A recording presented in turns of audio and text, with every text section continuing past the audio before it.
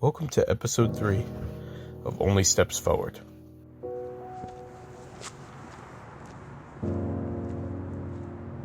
If you made it this far, be proud of yourself. You're making progress. Before we go any further though, let's recap what we've already discussed. You can start by reciting your mantras once again. Ready? I will always put one foot in front of the other, even when I stumble. Especially when I fall. I am beautiful. I am deserving of love. Good. Again.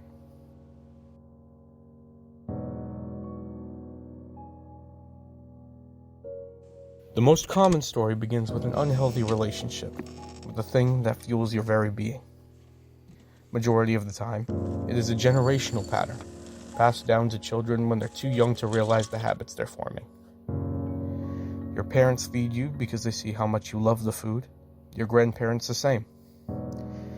Eating becomes an event, then a celebration, then a coping mechanism, and before you know it, excessively eating is the only thing that keeps you going from day to day.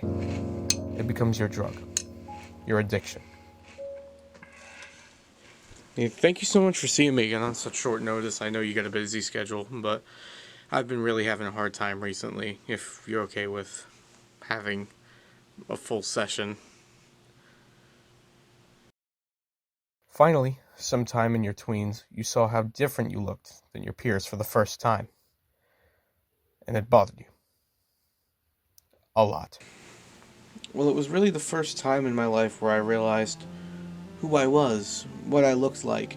It's the time where you separate yourself as an individual from the crowd of billions of people that actually exist, and that can be very magical, but it wasn't really that way for me, simply because I just didn't like the way that I looked.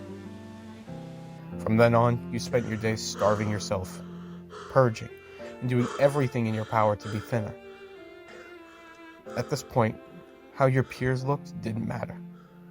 All that mattered was that you weren't thin enough.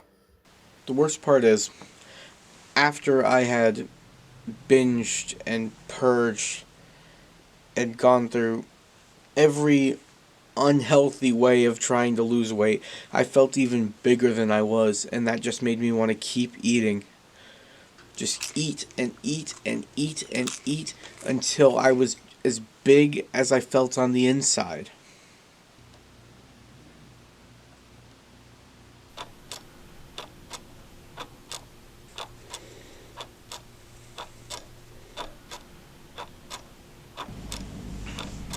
You know you're no masochist, so why do you keep inflicting so much pain on yourself? And despite making people laugh and acting joyful around everyone in attempts to compensate for being insecure about your size, you know you're no masochist. You can't remember the last time you felt true joy so much pain without having something haunting you. It's hard to find making your mind laugh and acting joyful around everyone in attempts to compensate about how being insecure about your size or how so what's the point of bringing up? You can't remember the last time you felt true joy. You've gone so long worried about having some clothes you never last treated your own skin. For your whole life, of those times where you need to see how big of winter, it never mattered how your clothes weren't long sleeves, sweatshirts, pants. You've gone so long. Where was I? So what's the point of bringing up all this personal stuff? The point is, you've been mistreating yourself for your whole life and need to see that for yourself. It's through that thought that you'll also realize that this doesn't have to be forever. You just have to be the one to make that decision. Look, I'm still struggling a lot. And I think part of the only reason why I came here was just because I passed a McDonald's on the street. And I wanted to have something occupy my mind until the craving was gone. It's a matter of being able to make mistakes and not give up entirely, I think. I've made mistakes. Hell, look at me. I'm not thin.